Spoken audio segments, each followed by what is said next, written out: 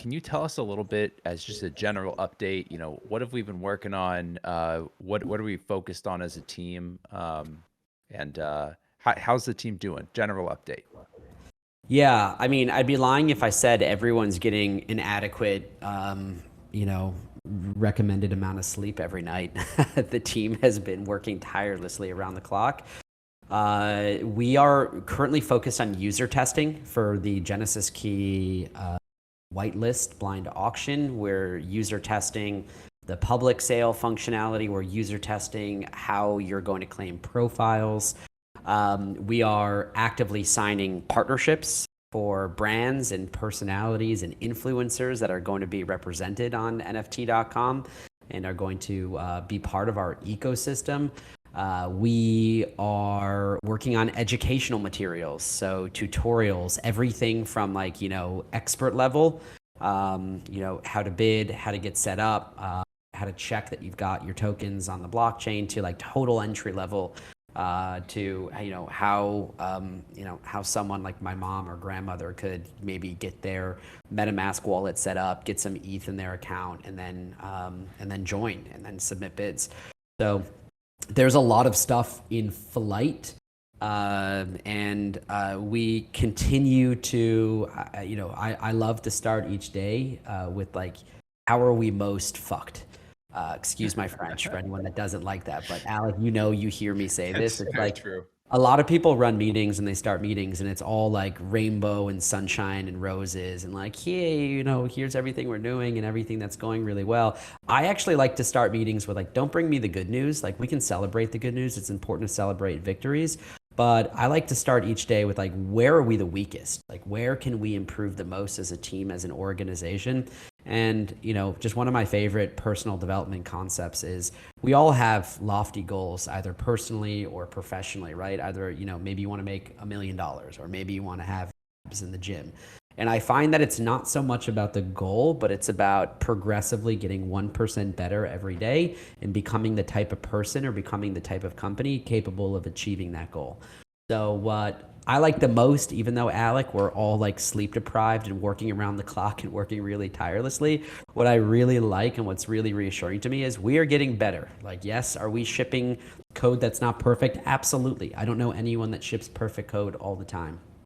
Can we improve? Absolutely. But we are aware of where our blind spots are and where our weaknesses are right now. And I think that the team is working tirelessly to improve those. So, and hopefully soon the community, all of you listening, will be involved in that process, because we are going to be a fully open source community run project. And that's super important. That's core to the ethos of what we're building. Super excited. I can't wait. Yeah, I know we've all been putting in long hours, but it's for something really special. Definitely. Alrighty. So next question, right? So this is one from the community. It's no surprise that a lot of your following and our following is from the HBAR ecosystem.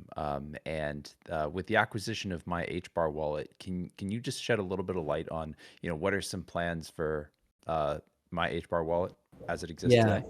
Okay, so first, I do have to say NFT.com is a tech agnostic platform. So we really want to support NFTs and creators and wherever NFTs exist. But Alec, you and I got to show some love from where we came from, because you can't really go where we're trying to go unless you really honor your path and where we came from. For those that don't know, we are part of the founding team of the Hedera Hashgraph protocol, and we are big HBAR supporters. So shout out to our HBARbarians. Immutable Holdings did acquire myhbarwallet.com, which is funny because I really shouldn't say acquire. We just committed to supporting it. So yes, we bought the domain name and the code base, but the code base is entirely open source, open license. And it is the original open source, open license wallet for the Hedera ecosystem. Our plan with it is to continue to develop it out to support NFTs, to eventually support DeFi and staking and everything that's coming to the Hedera ecosystem. So yes, we do have a Hedera wallet. We are very we very much want to support the Hedera NFT ecosystem, but because this isn't my company, Alec, and it's not your company. It's our company. It's our platform. We are going to support protocols based on when all of you want to support protocols. So I know we have a lot of HBAR people here. I expect HBAR people who have Genesis keys will heavily sway our decentralized governing body to integrate Hedera quickly. But if there's Solana people here, or Polkadot people here, or Algorand or Avalanche or Luna people here, we really are tech agnostic. We want to support NFTs and creators where they exist. So yes, we love HBAR. Again, shout out to the HBARbarians here, and thank you for your continued support. We definitely care about making sure that the infrastructure around the Hedera network is in place so we can support Hedera-based NFTs as soon as possible. Yeah. No, it's awesome. My HBAR wallet is a fantastic resource, and I'm glad we have the opportunity to work with it. All right, next fun question. So we have a new COO, which is pretty exciting. I've had the pleasure of working with her. She's amazing, incredibly talented. But can you tell us a bit about who they are and how this may affect NFT.com or Immutable Holdings? Yeah. So first, I think hopefully Gina's listening. I think Gina's listening. I think I see She might Gina be. Let's here. see. Yeah, she's here. Yeah. So shout out to Gina. I'm thrilled to have the opportunity to work with Gina. And my whole philosophy as an operator is pretty much I'm the dumbest person in every organization we form. And I'm like literally, I'm not joking when I say that. And I think I've failed as an entrepreneur and as a founder if I'm the smartest guy in the room. Like that just doesn't work. I love working with people who have a diverse viewpoint and a diverse perspective, and who just have so much that they can teach and offer. And that's exactly what we got with Gina. Not just her pedigree and her, decade plus experience in traditional finance, probably like decade and a half. I don't think I'm doing it justice. I learn from her daily, and to have someone like that as a partner in trying to execute this mission and to help run our organization, Alec, I know that you felt the impact. I felt the impact. Oh yeah. It's amazing. So I love hiring people smarter than me. That is definitely the case with Gina. She is smarter, better than me at pretty much everything that we do. And it's important, I think, in an organization that like we don't have single points of failure, that we're all redundant. It's really important that we have like diverse people with diverse perspectives as leaders in this organization as well. So, shout out to women in Web3. There aren't enough women in leadership positions in Web3. So I definitely want NFT.com to be leading by example. So super excited to have Gina in a leadership role, quite literally like guiding the operations of this organization and working with us. And honestly, for future hangouts, like I'm sure these people are growing tired of hearing from me. So let's Yeah, I was about to say that. We're gonna have to get Gina on sometime. Yeah, we got to like elevate Gina to the stage here so she can she can deliver some of this, because she's quite articulate as well. So and then listen, special praise to, I got to give praise to Gina is taking over the operations role from Kyle. So some people here know Kyle Armour. Kyle was with us at Hedera. Kyle is a lifelong friend and just an unbelievable human being. For those that have been down to Puerto Rico, he is absolutely an organizer and a connector in the community. So I'm super grateful to have someone like him on our team. He is just an all-around executor who has been so crucial to just get stuff done. It was like from the early days of building, remember that first hashgraph.com website, Alec? Dude, he's always the ground level, he's always like, the ground whenever, level. like the first week, month, even year of a project, he's just quintessential in its success. There's always some of those people like that, right? Like I find in startups, people who need a title and need a job description are not the ones who make it long term. Someone like Kyle, who couldn't care less what his title is, but is the first to roll up his sleeves and just get something done, that's super important. So whether that's like going to the county clerk's office and registering the company, or opening the bank account, or standing up the first version of the webpage, it's just so amazing to have people like that. Alec, I feel that same way about you. Like you're the same way, right? You just roll up your sleeves and just do it, even if it's not in our job description or title. And so much about starting a new platform, a new ecosystem like NFT.com, it just requires all around amazing people to execute. So Super grateful to have Gina. Gina's both the COO of our parent company, Mutable Holdings, but of NFT.com and helping us launch this decentralized platform and ecosystem. Yeah. Fantastic. And and you kind of answered this a little bit in your previous question about like what role you play at NFT.com. But can we just get a quick brief about like what's a day in the life of Jordan?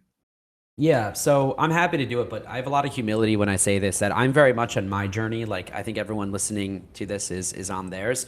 Like I've never claimed to be a world-class CEO, and actually I think I was like a very bad CEO very early on in my career. Like when I tried to be a leader, it's funny. I actually think the engineering team, and I know for a fact they felt this way because they actually told me. The engineering team at Buffered VPN hated me. Buffered VPN, for those that don't know, was one of my first startups. In my first like major consumer software success, where I was living in Budapest, Hungary, I noticed that the internet had geographic restrictions, and I'm a boy from Buffalo. I wanted to watch my Buffalo Bills, and I wanted to watch the American Netflix library over there. So we built this VPN tool, and I thought that I had to be this like robotic person who was always like go go go. I never showed emotion. I never showed vulnerability, and it led to a point where like people just didn't like me because I wasn't relatable. I didn't connect. My team just thought I was arrogant and shouted orders. And I ended up learning, I think this is one of the best lessons in leadership. If you actually look at like animals in the wild, if you look at like a lion, like lions are known in the wild that when they are marking their territory, when they get in a confrontation, they actually lead with vulnerability. They lead by like puffing their chests out, sticking their necks out. If you picture like that, think like Lion King, like standing on, a rock in a dominant position with your neck out. Like the neck is the most vulnerable part of a lion's body. If two lions are fighting, they try to like go for each other's jugulars and rip their neck out. And, and I don't mean to like get violent or anything here, but there's a long way of me saying, well, no, it's a long way of me saying like I was afraid to be vulnerable in front of my team. Like I was afraid to show people that I was a human with human emotions, that I was dealing with uncertainty. So I think that having learned that early on in my career, where I kind of fill my role at NFT.com, because quite literally, and it's not just a marketing ploy that we do, I'm not the CEO of NFT.com. I consider myself a steward of this platform. I'm an evangelist for the platform, but all of you are the CEO of the CEOs of NFT.com.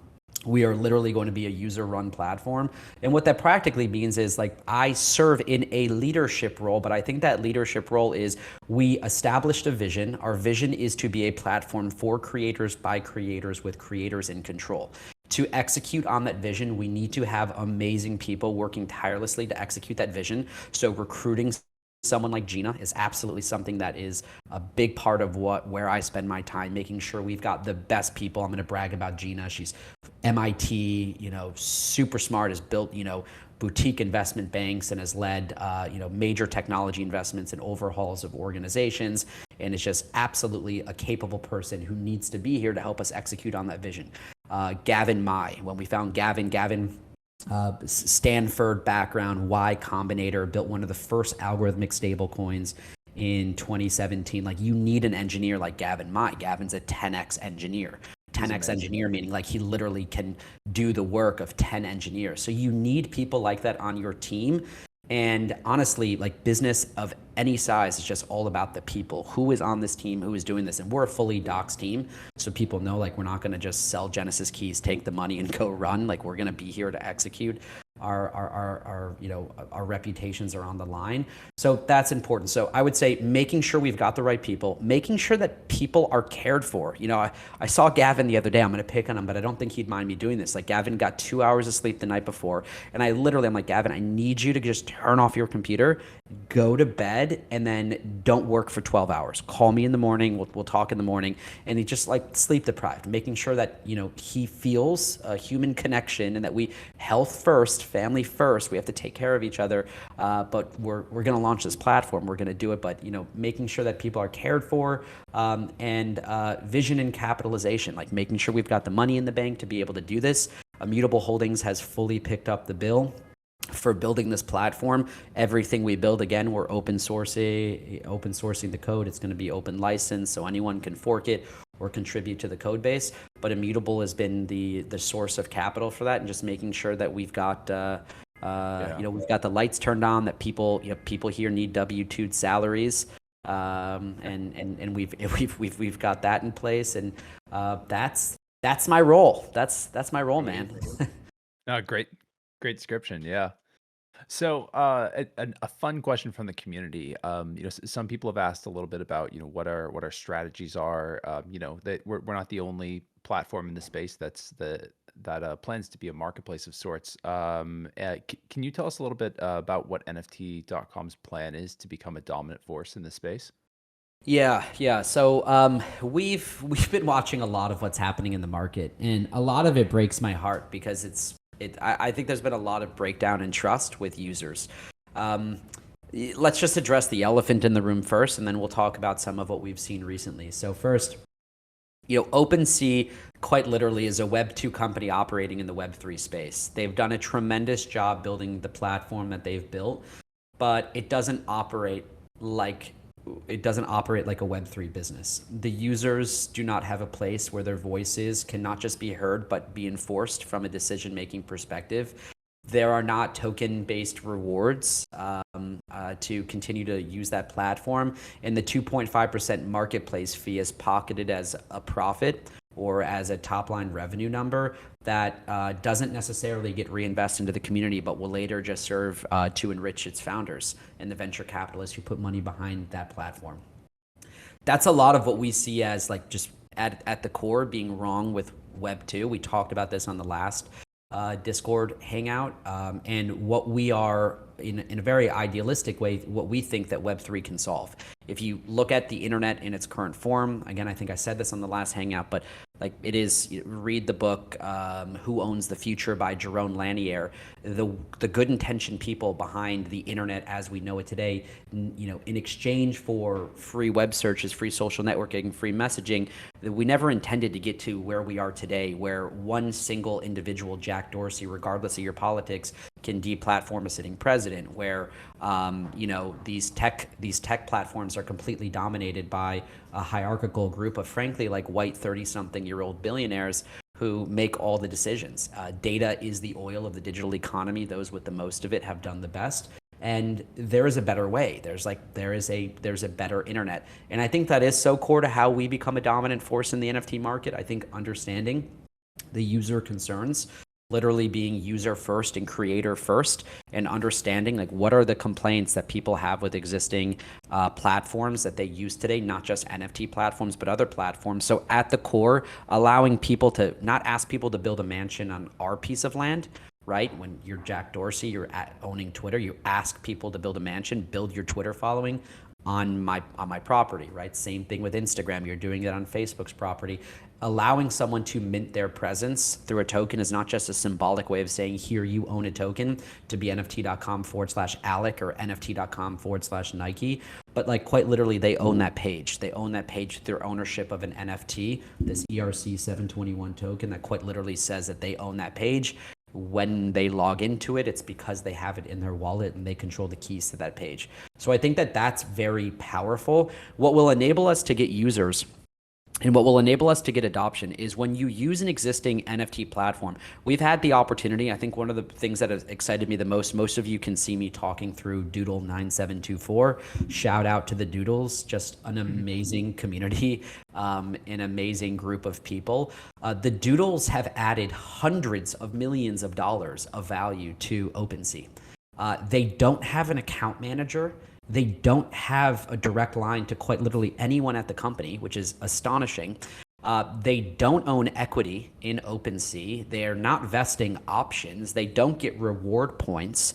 And they don't own a governance token to make decisions. It's really backwards.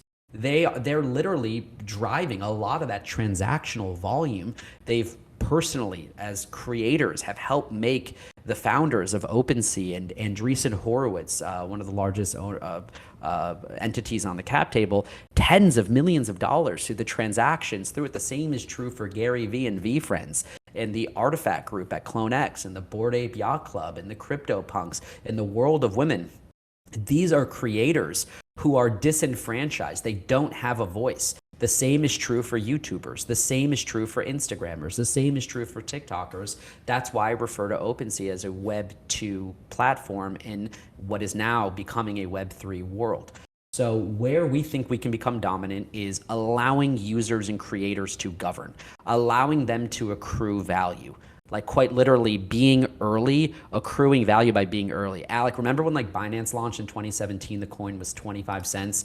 A lot of people participated in the ICO, right? A lot of us remember, like I had Binance under $5 and the earliest users of Binance had Binance coin under $5. Some of my friends actually held on and stayed loyal. They're like, fuck it, I'm not using Coinbase, I'm not using FTX, I'm not using Huobi or Bittrex or Bitstamp, I'm just using Binance. And the earliest users who participated there ended up becoming the earliest users of Binance Smart Chain, and BNB is what, like the fourth or fifth or sixth most valuable coin in the market today. It's over $400 per token. A lot of those friends have made tens of millions of dollars by being early adopters. I think that same opportunity should be true for new Web 3 platforms. We certainly hope that's the case here. And then the final bit I'd comment on, because I can't comment on everything happening in the market. There's SOS airdrops. There's LooksRare wash trading, where founders are cashing out tens of millions of dollars, maybe over $100 million. Where I think we can differentiate from a user acquisition perspective, from a creator acquisition perspective, is creators can go drop NFTs and make the net proceeds of the NFTs that they sell. But getting some value in terms of ownership, becoming a stakeholder in the platform, proportionate to their value contribution, is absolutely where this needs to go. Imagine getting a cashback reward for using NFT.com as an alternative to paying a 2.5% fee on OpenSea. Like, what if you got cash back in a token instead of having to pay a fee? And then what if the fee that you did pay, however large or small that is, what if that didn't go to Jordan's pocket or Gina's pocket or Kyle's or Alex or Immutable Holdings? What if that went to the community? And what if the community got to vote on how we spent that to reinvest? That is what we're building. I know that sounds idealistic. I know it sounds like a commune or a kibbutz, and I've been accused of all of that, but I do think it'll work practically. I really do think that making sure that creators have that voice, that they're not disenfranchised, that they see that the gross proceeds of the contribution they've made to the ecosystem is coming back to them, and that they're rewarded for being early adopters. I think that's going to put us in the best position to be successful. Yeah, the ability to have a profile that you can then build, your brand, your energy, your value into, and then that being a token that then you can go and kind of trade or resell too if you build it up to a certain point. It's just kind of, I see it like the next step in social profiling almost. Yeah. Great answer though. Totally agree. So and I know, by the way, I know I'm being intentionally like frustratingly vague here. I don't want to like throw our legal team under the bus, but every blockchain company I've been part of, our first hire is always a general counsel. We have an amazing legal team. They don't get enough love, so I just want to give them love. Karam Dara. Karam was at Oric while we were launching Hedera and helped us do the Hedera SAFT. He was at AirSwap. He helped sell AirSwap to Consensus. Like, he is just an amazing lawyer in the crypto space. He's also a close personal friend of over 2 decades. So I love Karam. I'm so grateful to be able to work with him. And then Jeff Long. Jeff is also another close personal friend. I have a lot of friends that end up becoming lawyers. Jeff, I got to brag about. Jeff was top of his.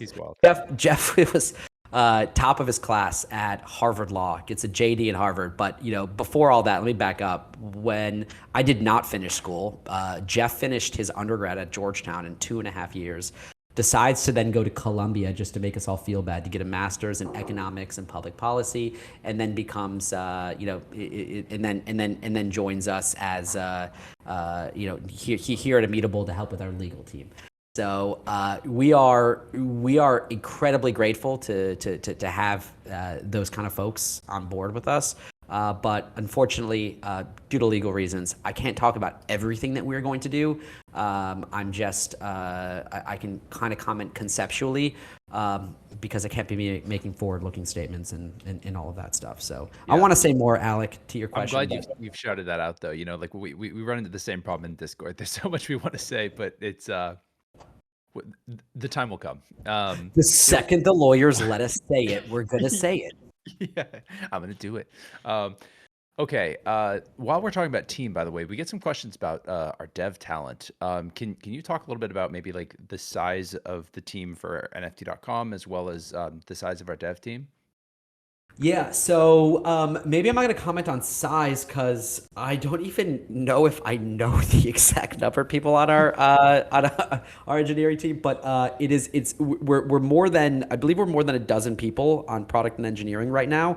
I'm getting a nod that we're even more than that. So we let me just comment on like who's on our engineering team and the kind of talent we've been able to attract.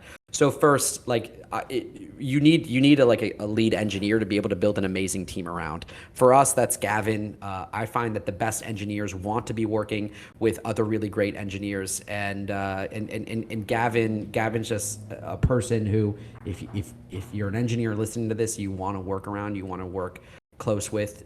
There's so much to learn from him, and we've built some amazing stuff together. Again, grateful that he's part of this team. We've been able to attract engineers from former Facebook engineers. We've got former Amazon engineers on our team, both on the front end and back end side. We have an amazing product manager in Kent Makashima, who joined us from Animoca. It is again important, and I kind of said this with Gina. We won't be able to execute on this vision unless we can attract that talent. Now that's just on the core team. This only works as an open source project if the community feels motivated and willing to contribute code to the open source repositories when they're public. So I fully expect that while this team is kind of like the initial node of people who are building out, we really, really, really will encourage and I hope that there is a large ecosystem of open source contributors to our repositories. We'll do bug bounties. I think we definitely want to host a hackathon in the future to just try to get all of those people involved in the mix. Great. Yeah. No, we have an amazing dev team, and I know that they're working crazy hard right now.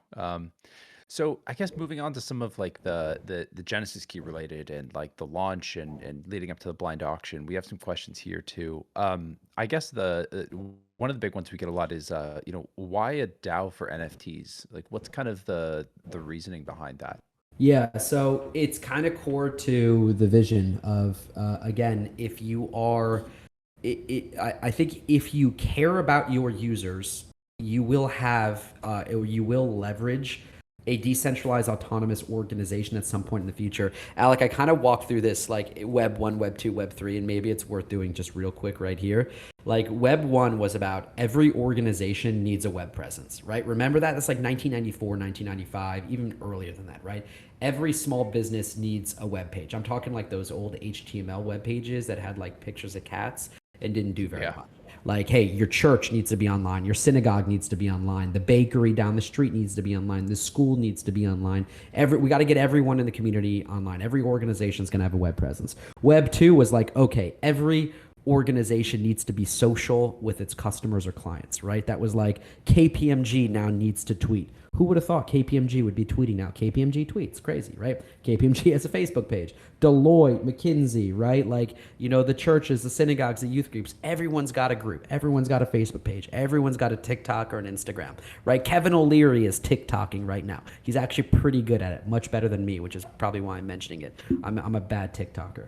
And now Web3 is every organization needs to somehow allow its users to participate in governance in some way, shape, or form. Now, that doesn't mean like turning over ownership of Nike to like the customers. But if you take an apparel company, that probably does mean like, hey, before you're about to drop a new sneaker line, like maybe you run the designs by a group of constituents or stakeholders, either NFT holders or previous customers who get to vote on like what the shoe looks like, or different things that you could do with the shoe online or something along those lines. So I do think that where we came from, like, we've seen a lot of trends in crypto, like 2019, 2020, the year of DeFi, 2021, really the year of like NFTs. I really do think going forward, like DAOs and having user-centric governance of platforms is going to be so crucial. So for us, it's like we literally can't do what we're doing unless we allow users to make the call, unless we allow users to run the platform, which is why we've opted for that model. Yeah. That's so true. I think moving towards this DAO model is really gonna kind of make the primary difference between us and our competitors. So there's also been some talk about like social aspect as it relates to these platforms, right? Like when you're, I remember early days of exchanges where they had troll chats. I really miss troll chats. Those things were a blast. But can you speak to like any social aspects of platforms like NFT.com and if that's something that we're thinking about? Yeah. So you can't say everything I just said and ignore the fact that like we need a better social experience. Web3 social needs to happen, and there's been a lot of attempts at it, right? I mean, I got very excited about the Dan Larimer movement around EOS to build Voice.com. I don't know the state of that project, but we're not the first to try. There's lots of people working on amazing decentralized social initiatives, and I do think we'll have it. There's no way that Facebook is the last social network we'll have, right? We had MySpace and Friendster and everything else before it. We're going to have other social platforms after it. And I think that whatever that social platform is, again, it empowers users to be in control of their data. Users should have wallets. Data should be connected to those wallets. And we should have different attestation and revocation tools to allow people to monetize the data they want monetized, but to be able to share in that monetization. It's ridiculous that Facebook makes $15 per user per quarter. The data that you share with Facebook that enables them to do that should be redistributed to you in some way, shape, or form, in the form of a loyalty point, in the form of a credit, in the form of a coin. I think Facebook knows this, which is what is driving a lot of their push towards metaverse, crypto, all of that. We want to have that feature set enabled natively as soon as possible. It would be pretty cool to know, it'd be pretty cool to know, Alec, that hey, Alec just sold his doodle, but is now part of the Clone X community. It'd be pretty cool if you want me to know that, right? Maybe you don't want me to know that. You want privacy settings, but or maybe Jordan sold his artifact Clone X and is now part of the World of Women collection. I think it'd be pretty significant to be able to have some of that feature set. I think that chat is eventually going to be important, but we need to figure chat out where it doesn't just lead to a bunch of phishing attempts at users to send links out and connect wallets. So we've got to protect users. And there's a lot of considerations, but yes, NFT.com and your NFT.com profile should be a founding primitive to a Web3 social experience, and we hope to enable as much of that as we can, as quickly as we can. Yeah. Well, we just have two more questions here. The first of which is, and I know we covered this last time, but can you kind of share with everyone what exactly do you get with a Genesis key? Just so everyone's really clear. Yeah. It's funny because I'm getting this all the time. I thought we made it pretty clear, but maybe we need to emphasize that a little bit more. So this is a good bit of feedback. Being a Genesis key holder, probably the lawyers are going to cringe when I say this, but the whole concept is no matter what kind of platform you're launching, whether it was Web 1, Web 2, Web 3, no matter who you are, whatever you're building, you need your first 1,000 raving fans. You need your first community. Remember the first Gmail users? They were the ones that could send out invites to other people to come get a Gmail account. You had to know someone with a Gmail account. The same was true for Clubhouse. Facebook was a little bit different. You needed a .edu email address, harvard.edu first. And then they kind of expanded from there. You really want your first core user base. And for us, those are Genesis key holders. If you have a Genesis key, you are quite literally a co-founder of the NFT.com community. Genesis keys will literally unlock a lot of the value in the NFT.com ecosystem. Genesis key holders are the first to be able to mint their profiles. NFT. So if you really want NFT.com/Alec, or if you want to get NFT.com/Jordan, if your name's also Jordan or John, or I'm going to just call on people here listening, Morningstar or Picasso or Gossip Guy. If you want those handles, if you care about those handles, you got to get your Genesis key to be able to mint it before someone else has that. Your profile, those handles, that again becomes a token that you hold. You can sell that token at any point in time. So you get to mint those profiles. You get 2 profile mints with your Genesis key. You can sell both of them if you want. You can keep one and give one to a friend. You can keep both of them if you want. You can do whatever you want with them. They are yours. Unlike Meta and TikTok and the centralized social platforms, we actually are encouraging secondary market speculation among NFT.com profiles. Sell the profile if you don't want it, or build it up and then sell it. Whatever you'd like to do, you own that token. You could sell it on NFT.com, you could sell it on OpenSea. But that is your profile. That profile is both your gallery and eventually your storefront. That's where you'll display all the digital collectibles that you have, all the NFTs that you want to display. And then it's also your gallery, your storefront, if there's stuff that you want to sell. Most importantly, your Genesis key is what you will use to initially get your seat at the governing table. Literally, you will be making decisions on behalf of the NFT.com platform. You can submit proposals, you'll be able to vote, we'll be able to reveal much more about how governance will take place, but the Genesis key holders are in control. So if you kind of fancy yourself a Mark Zuckerberg or a Sheryl Sandberg and you want to run a platform, having a Genesis key is a really great way to be a voice and a stakeholder to do that, which is what we're hoping happens, that all of you want to go get your Genesis keys and help us do this, because frankly, we can't do this without you. Brilliant. Yeah.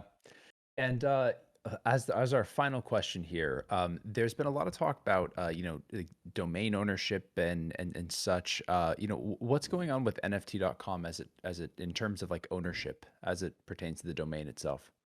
Yeah, so I get asked this question a lot, and I totally get it because it can look complicated at first, but it's actually pretty simple. Immutable Holdings owns NFT.com. We're the ones building the platform. We're standing up the initial infrastructure, and we can't wait to get started with rolling it out to the community. The Genesis key, as I just mentioned, is the first step.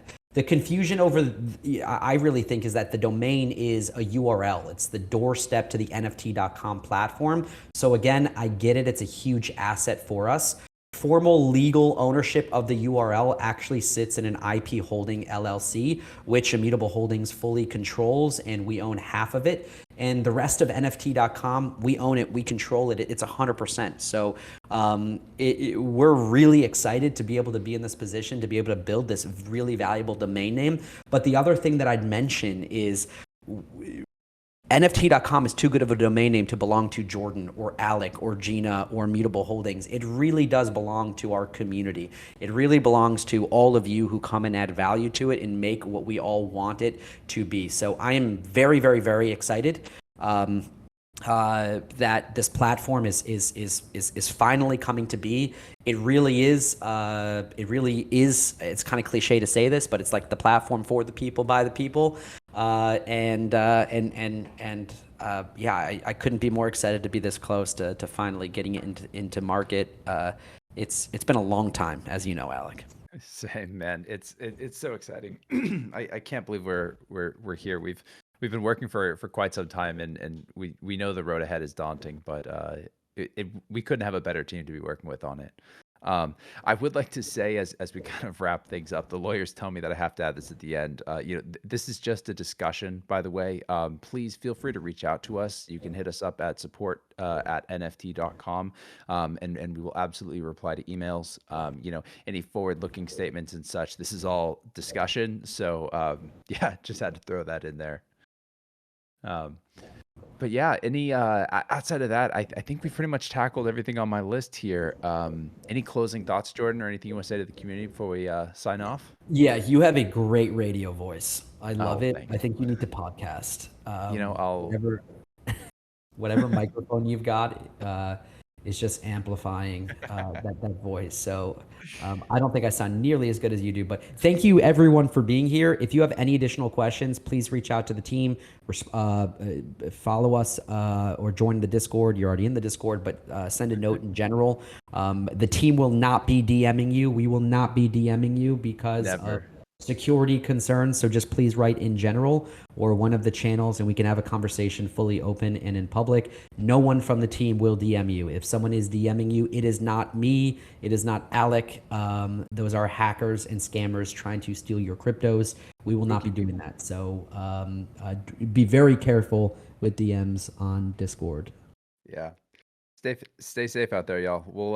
We'll be back probably next week doing another one of these and chatting with everyone. We definitely want to keep a cadence of this so we can communicate with everybody. And Yep. well, next week maybe we'll even see if we can get Gina on or something. So it's not just you and me. Let's hear it. Yeah. Alrighty, y'all. Have a wonderful Friday and enjoy your weekend. Thanks for joining. Bye. Bye-bye.